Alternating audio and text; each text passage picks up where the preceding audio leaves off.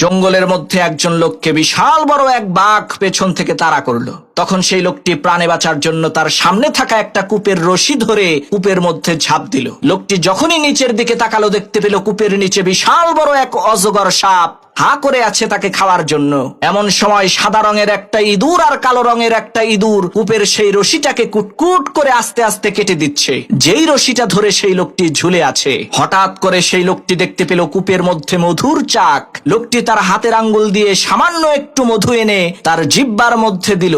মধুর স্বাদ আর মিষ্টতা কূপের উপরে বসে থাকা হিংস্র বাঘ, কূপের নিচে হা করে থাকা ভয়ঙ্কর ওই অজগর সাপ, সাদা আর কালো রঙের ইঁদুর সবকিছুর কথাই লোকটাকে ভুলিয়ে দিল। প্রিয় ভাইরা আমার, ওই লোকটা আর কেউ না, ওই লোকটা আপনি নিজেই। কূপের উপরে দাঁড়িয়ে থাকা ওই বাঘটা হচ্ছে আপনার মৃত্যু, যা আপনাকে প্রতিনিয়তই পেছন থেকে তাড়া করছে। আর নিচে বসে থাকা ভয়ঙ্কর ওই অজগর সাপ হচ্ছে আপনার কবর, যেখানে অবশ্যই আপনাকে যেতে হবে। আর যেই রশিটা ধরে ঝুলে আছেন, সেই রশিটা হচ্ছে আপনার হায়াত।